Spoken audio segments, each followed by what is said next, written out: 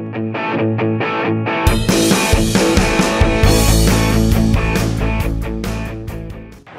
gezocht hier aan de zijkant. Pelatih Timnas Indonesia, Shin Tae-yong, tetap optimistis bisa membawa tim merah putih melangkah lebih jauh dalam kualifikasi Piala Dunia 2026. Meski menghadapi lawan-lawan berat, Shin Tae-yong yakin peluang Indonesia masih terbuka lebar. Hingga kini, Timnas Indonesia telah menyelesaikan 4 pertandingan di grup C pada putaran ketiga kualifikasi zona Asia. Dari 4 laga tersebut, Indonesia berhasil meraih 3 hasil imbang melawan Arab Saudi, Australia, dan Bahrain, serta 1 kekalahan saat bertemu Cina. Saat ini, Timnas Indonesia berada di posisi kelima klasemen sementara grup C dengan koleksi 3 poin. Meski begitu, jarak poin dengan tim-tim lain di atasnya masih cukup dekat. Di puncak klasemen, Jepang memimpin dengan 10 poin, sementara Australia, Arab Saudi, dan Bahrain masing-masing memiliki 5 poin. Dengan kondisi ini, Shin Tae-yong masih optimistis bahwa Indonesia dapat mengejar posisi di papan atas dan berpeluang lolos ke putaran keempat kualifikasi. Sejak awal, PSSI menargetkan agar Indonesia bisa melaju ke putaran keempat kualifikasi. Artinya, Shin Tae-yong perlu membawa Indonesia setidaknya ke posisi ketiga atau keempat di klasemen akhir grup C. Tantangan besar menanti di laga berikutnya saat Indonesia menjamu Jepang di Stadion Utama Gelora Bung Karno pada 15 November 2024. Beberapa hari kemudian, Garuda akan kembali bertanding melawan Arab Saudi di stadion yang sama pada 19 November 2024. Sebanyak 27 pemain telah dipanggil oleh Shin Tae-yong untuk laga penting ini, dengan para pemain dijadwalkan berkumpul di Jakarta pada 10 November. Shin Tae-yong berharap para pemain akan berlatih dengan maksimal selama pemusatan latihan untuk memperkuat tim. Saat mulai pemusatan latihan, para pemain pasti bekerja keras. Itu menjadi motivasi besar untuk saya, ujar Shin Tae-yong. Ia juga mengakui bahwa posisi FIFA Indonesia saat ini berada paling rendah di grup C, yakni di peringkat 130, jauh di bawah Jepang yang berada di peringkat 15, Australia di peringkat 24, dan Arab Saudi di peringkat 59. Shin Tae-yong berterima kasih kepada Ketua Umum PSSI, Erick Thohir, yang selalu memberikan dukungan penuh kepada timnas. Baginya, dukungan ini menjadi motivasi tambahan bagi tim untuk terus berjuang memenuhi harapan supporter. Meskipun peringkat Indonesia di FIFA tertinggal dari tim-tim lain, Shin Tae-yong yakin tim Garuda bisa memberikan kejutan dalam laga-laga mendatang untuk memperjuangkan impian ke Piala Dunia 2026. Pelatih Timnas Jepang, Hajime Moriyasu, memberikan pandangannya terkait komposisi Timnas Indonesia jelang laga lanjutan kualifikasi Piala Dunia 2026. Menurutnya, kehadiran pemain naturalisasi membawa perubahan besar bagi kekuatan Indonesia.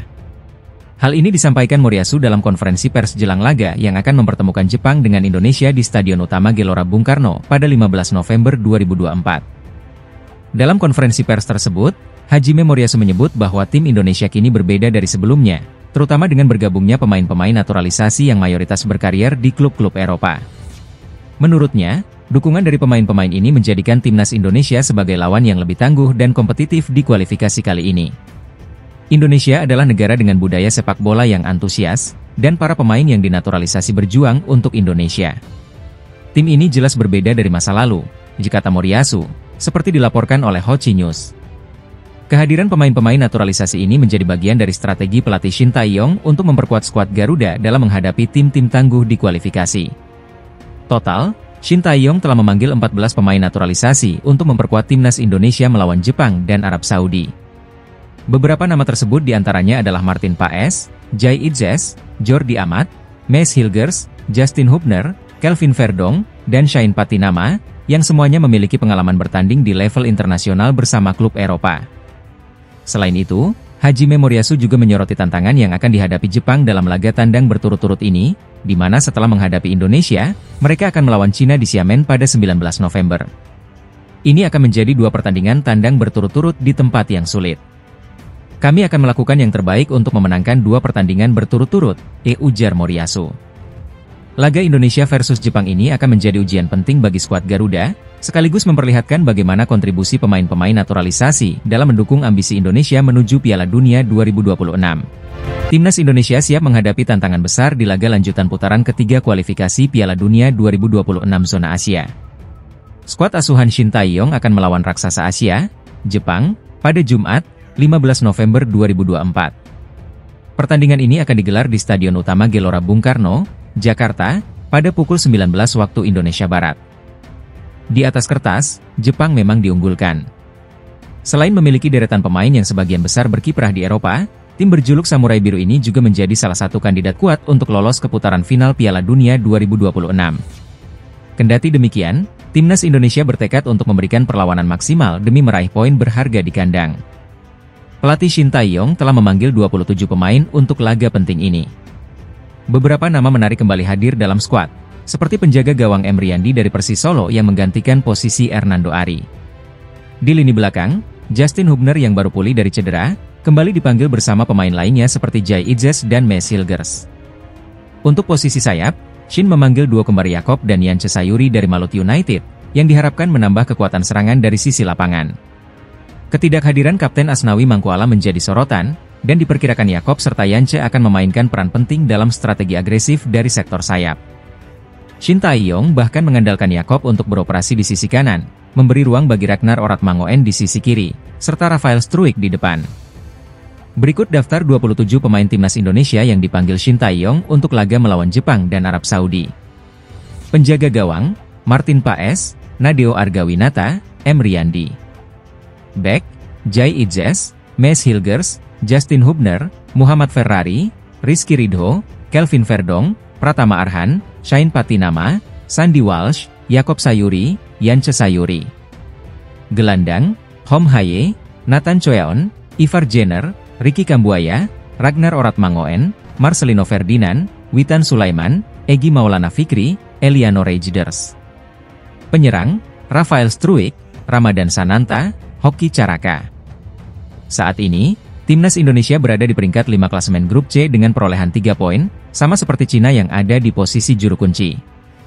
Jepang memimpin klasemen dengan 10 poin dari 4 laga. Australia, Arab Saudi, dan Bahrain masing-masing mengumpulkan 5 poin, membuat persaingan untuk posisi 4 besar semakin ketat. Menghadapi lawan kuat seperti Jepang, Shin Tae-yong mengakui bahwa diperlukan strategi matang agar lini depan timnas Indonesia lebih tajam dan efisien. Hasil imbang 2-2 melawan Cina sebelumnya menjadi evaluasi penting bagi Shin dan asisten pelatih Hyom Ki-hun untuk terus meningkatkan daya serang tim. Bagaimanapun caranya, kita harus mendapatkan poin di 2 laga kandang ini, ungkap Shin Tae-yong penuh optimisme. Pelatih tim nasional Indonesia, Shin Tae-yong, memberikan perhatian khusus kepada striker Jepang, Ayase Ueda, menjelang pertandingan kualifikasi Piala Dunia 2026. Tim Garuda akan menjamu Jepang di Stadion Utama Gelora Bung Karno, SUGBK, pada Jumat, 15 November 2024, dalam laga berat yang menjadi ujian besar bagi Indonesia di babak kualifikasi zona Asia. Dalam konferensi pers yang dilansir dari inews.id, Shin Tae-yong awalnya enggan menyebutkan nama pemain Jepang yang dianggap paling berbahaya. Namun, akhirnya ia mengakui bahwa Ayase Ueda, penyerang tajam Jepang, adalah sosok yang patut diwaspadai. Jika harus menyebutkan satu pemain, mungkin Ayase Ueda yang paling patut diwaspadai. Dia adalah penyerang berbahaya yang punya kemampuan untuk mencetak gol dalam berbagai situasi, ujar ST. Ueda dikenal sebagai striker dengan kecepatan dan ketajaman yang luar biasa, serta memiliki penyelesaian akhir yang mematikan. Performanya yang impresif baik di level klub maupun tim nasional membuatnya menjadi ancaman besar bagi pertahanan Indonesia. Shin Tae-yong menegaskan bahwa konsentrasi dan koordinasi pertahanan akan menjadi kunci penting dalam menghadapi Jepang. Menghadapi tim unggulan Asia seperti Jepang adalah kesempatan bagi tim Garuda untuk menunjukkan kemampuan mereka dan mengukur kesiapan di panggung internasional. Pertandingan ini menjadi momen penting, tidak hanya bagi skuad Indonesia, tetapi juga bagi para penggemar sepak bola tanah air yang berharap menyaksikan aksi tim nasional mereka di level tertinggi Asia. Dengan dukungan penuh supporter di SUGBK, Shin Tae-yong berharap anak asuhnya dapat tampil maksimal dan memberikan perlawanan yang berarti di hadapan publik sendiri. Pelatih timnas Indonesia, Shin Tae-yong, mengungkapkan ambisi besar yang sejalan dengan visi PSSI untuk membawa skuad Garuda meraih hasil gemilang di kualifikasi Piala Dunia 2026. Bersama Ketua Umum PSSI Erick Thohir, Shin Tae-yong menargetkan Indonesia finish di posisi 4 besar grup C, membuka peluang lolos ke ronde keempat kualifikasi yang akan semakin mendekatkan timnas ke panggung dunia.